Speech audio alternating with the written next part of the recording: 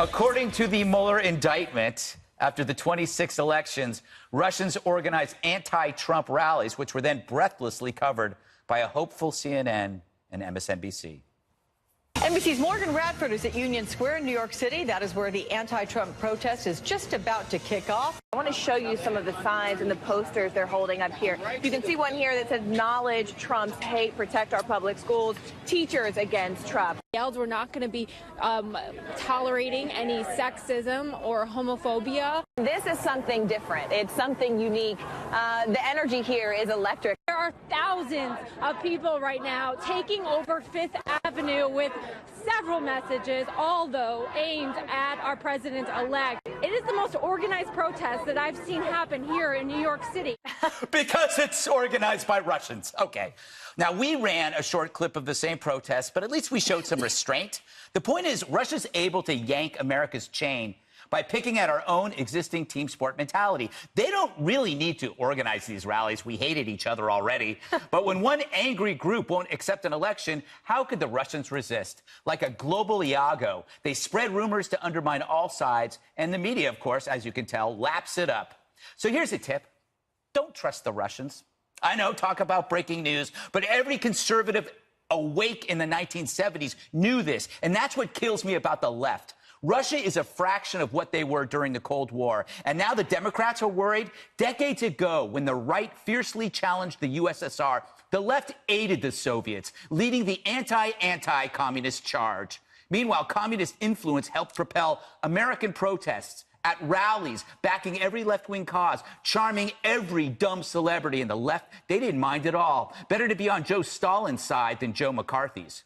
So now they're mad about the Russians. Screw them. They're like the guy who offers to help you move apartments, but shows up when it's already done and the pizza's arrived. Totally. Sorry, we don't need you anymore. All the heavy lifting's been done. I hate when that happens. So you have professional movers, Kimberly. All right. And half my stuff ends up missing. I know. I apologize for that. Stuff. Yes, I keep all the shoes. All right, Dana, I have a huge theory on this. In my mind, what changed America permanently was the Vietnam War. And according to Stanislav Lunev, who was a Russian defector, the Soviet Union gave $100 billion to American anti-war movements. And that created, we weren't that split. Our country wasn't split. Until then. Until then. And then they infused $1 billion into the anti-war movements, into a lot of other peace movements. They have so many shadow organizations with the word peace in it.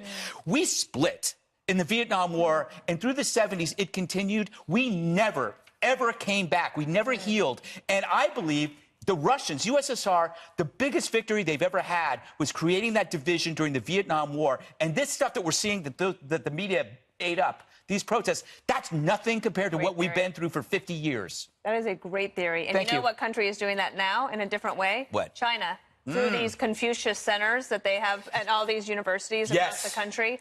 Little by little, there are some universities starting to reject that, but that is happening. The other thing that's interesting on the media side of this is that it was a very different story in France. Last year, they had an election as well. And Emmanuel Macron ordered the media not to, the Electoral Commission ordered the media not to cover any of the leaked emails. Right. And they could be prosecuted. Now, that would never happen here because we have a First Amendment. But it was a very different story there. They were able to block Russia from doing it because they were able to band together and say, you know, we're going to put France first. Yeah. Pretty much is what ended up happening there. And so in what the media did is they have some complicity in unwitting, possibly. Yes. Unwitting useful complicity idiots. In sowing the chaos. Right. But I like your theory about Vietnam. Juan, you're slightly older than me. You remember how conservatives in the 70s were mocked for the Russian under every bed? Remember, there's a Russian under every bed? It was considered hysteria. But fundamentally, we were right all along about the Russian influence, USSR influence, at least on campus and in all of these anti-war movements, correct? I don't remember it that way, but, I mean, just reading back, I mean, what you cited, Joe McCarthy, is very real and traumatizing for the American body politic in the 50s, that someone would be identifying, blacklisting people, labeling them as having communist associations. You look back at the civil rights movement, Dr. King, so many of his associates, even King himself, The attack was, so what happened was, he's a communist. So what happens is you take people who are anti-communists and you place it in the same, I guess, lump as Joe McCarthy. No, I think that what you have to do is when you say people are anti-communist, you have to take them seriously, because I think most Americans are anti-communist. Most Americans are the left was capitalists. anti-communist. No, I think they were saying if you go to extremes here, you're going to damage people's lives and careers with innuendo and kind of, smearing them.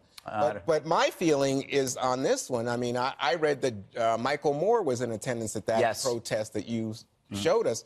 So, but my feeling is that you get this in the aftermath of the overwhelming effort by the Russians to sow the discontent, the discord, to appeal to one side or another. And so here Trump wins the election. They're going to now force all of a sudden the anti-Trump, because all they want is to destabilize us, lose trust in our institutions, lose trust all around.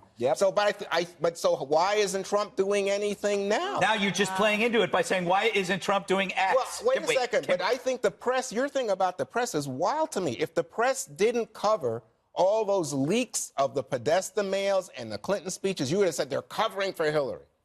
No, I don't know about that. I want to get Kimberly. No, I actually disagree with you, but go, Kimberly. Yeah, so the thing here is Russians been doing this, forever, right? This is what they've been doing. It's nothing new. This isn't something that they came up with, last year to decide to try to create, chaos in American politics. They thrive on disinformation campaigns where they put one side against each other and they'll flip to the other side. They have no loyalty. They bear no allegiance except to their own cause. So today, perhaps, they go for, pro-Trump. Tomorrow, they go anti-Trump because they want everything in total disarray. So that's the bottom line. But again, I go back to the point, which is I think the media was very complicit in this because they seized upon it like a mouse with cheese, trying to gobble it up because they liked the idea of it because it fit their narrative that they already had built in with their bias towards President Trump. Now, and at the time, candidate Trump. And that's why you saw the minute the man was sworn in, more continuation of Russian collusion and Trump Tower and what kind of nexus was there between anybody working in his campaign and the Russians. Everything to then, it shifted to the next chapter, which was let's delegitimize the American presidency, which is, of course, also playing into the hands of the Russians. So the media then became a pawn in this Russian chess. But the emails that were being covered were Hillary's emails. Yes, and by the way, to your point, I was at this table, Juan, saying that we had a responsibility not to cover these. Yes. All right, but then I'd hear you today. You're saying the press was a pawn, and I'm thinking the press, especially the New York Times, they were all over Hillary Clinton on the basis of the Russian. You saw how breathless they were there. I got to get Jesse's falling asleep here. Excuse me. Yes, I would. The only thing I would say is that the American media looked like Pravda. They got duped, and they unwittingly, keyword, colluded with the Russia. But you agree with me? So I agree. You know who wittingly colluded? Hillary. You know who also wittingly colluded? Knowingly. Adam Schiff. Yeah. And just to put this into perspective, this rally had, tens of thousands of people. This was an anti-Trump sponsored rally by the Russians. The other sponsored Russian rallies for Trump, dozens showed up. Yeah. So this was the biggest thing they did, and it was anti-Trump. Got it. All right.